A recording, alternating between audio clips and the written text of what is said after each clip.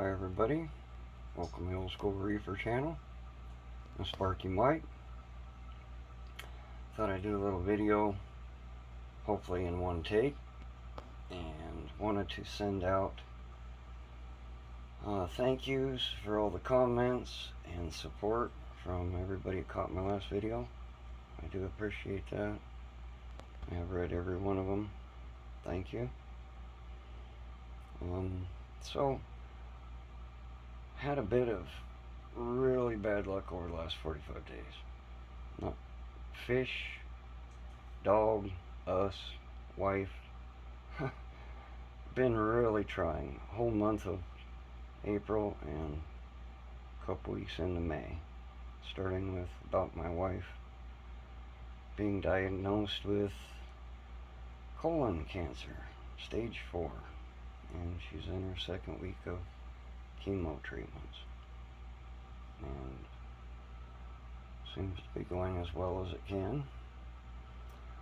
So just wanted to pass something down tonight, a little information. During the dog going down the stairs backwards and me falling off a ladder, my heels at about 6 feet in the air, flat on my back, and a clutch and bad clutch in the car, and wouldn't go back together, and just been a mess. Got bit by a nasty spider. Cut my thumb to about the bone. Super glued it back together, kind of like you would a coral. So,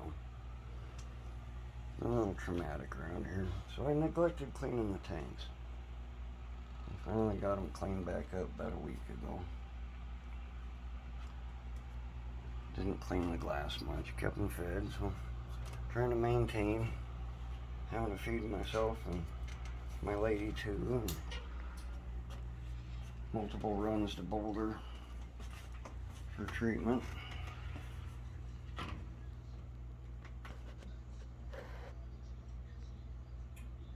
So it's been a kind of traumatic last 45 days or so.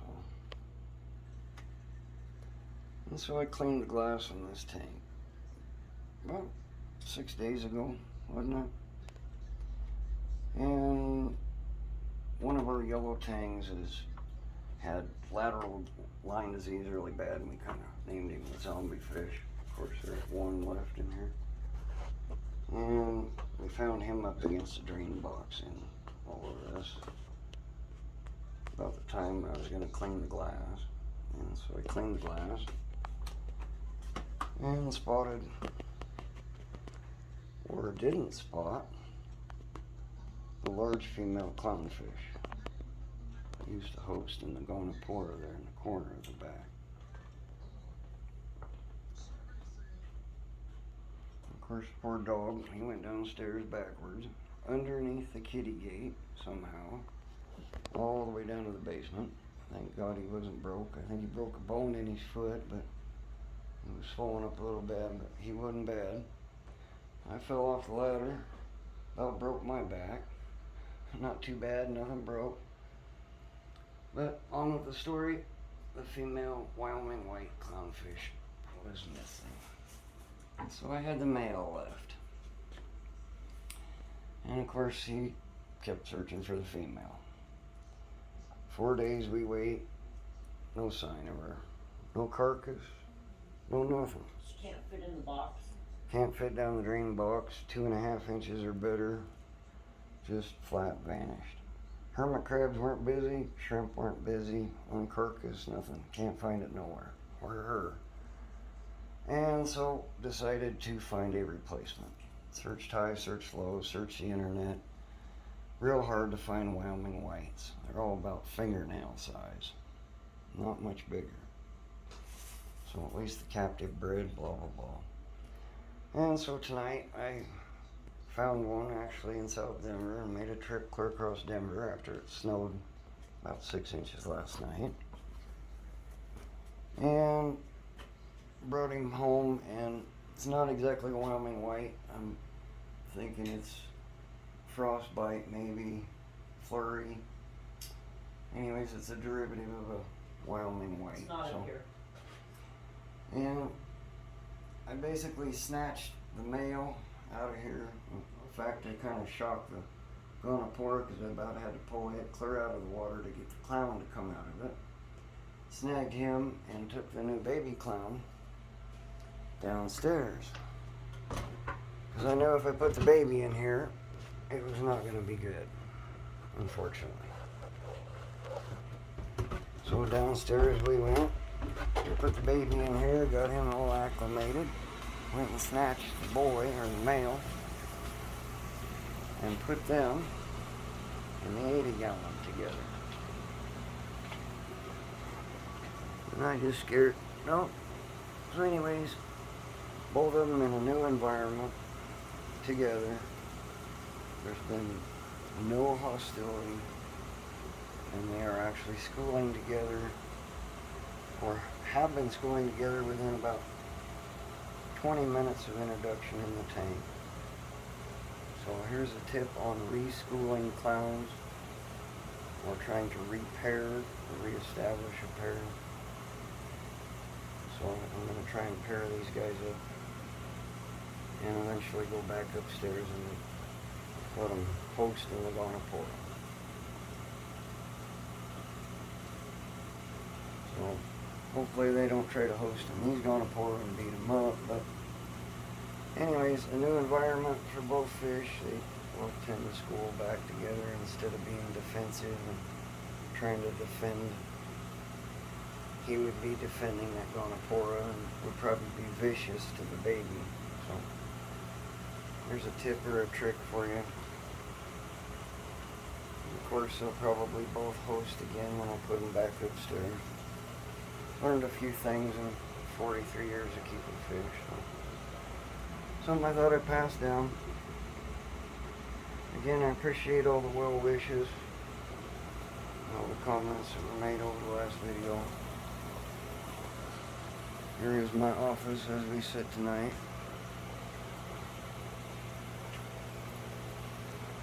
Recharged the air dryer last night, 300 degrees, cookie sheet, oven, 3 hours.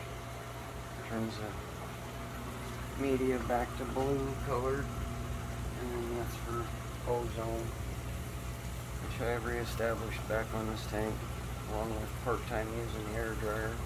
I used it last night because it was so cold I had to shut a lot of the windows up, so fed air to the protein skimmer and fed it with scrubbed, pre-scrubbed air from outside.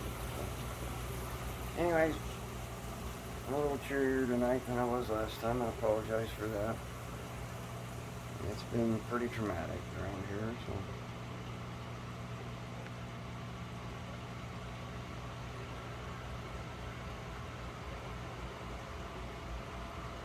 Anyways, if you want your clowns to get along again, throw them in a new environment for a while. Even a bucket or a container, different tank. And as you see, they get along just absolutely like they've known each other forever. And it just took a matter of minutes. So, new tank, new environment for everybody, makes everybody a little more appreciative.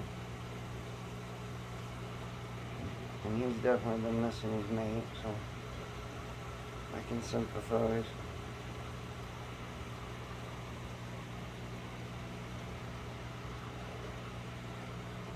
Shout out to Jake Adams.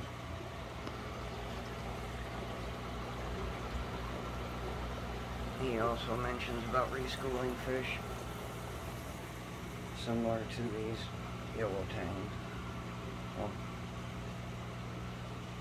people out there that know far more than me even made a profession out of it.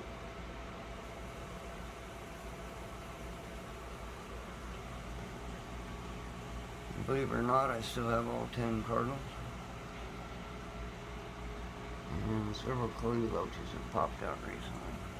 So, oh, and not a whole lot of algae growth, as you can kind of notice.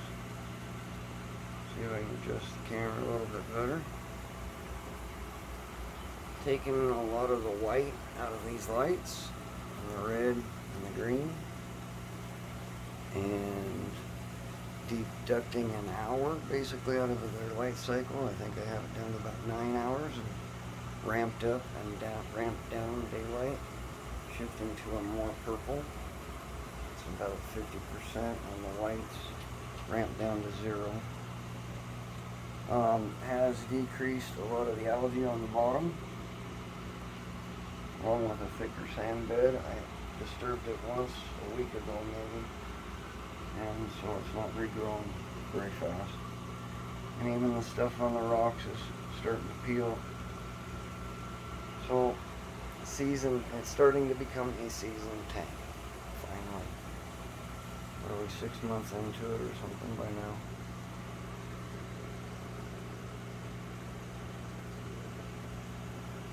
So, all is well for the moment.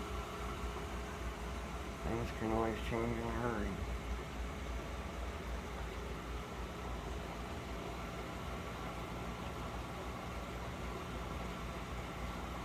And I have been using algae elixir, or not algae elixir, I'm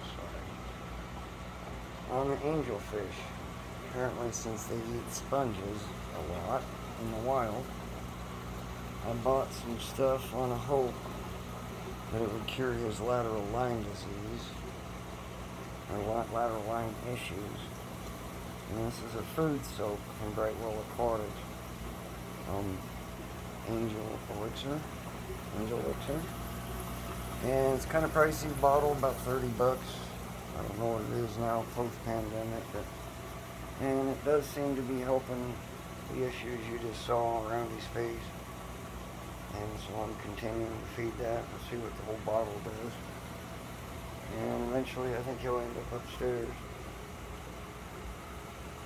Along with the clowns eventually, they'll go back upstairs. But this guy's not big. And about half the size of the one he's going to pair up with. And that one is definitely not happy. He's looking for his Donapora.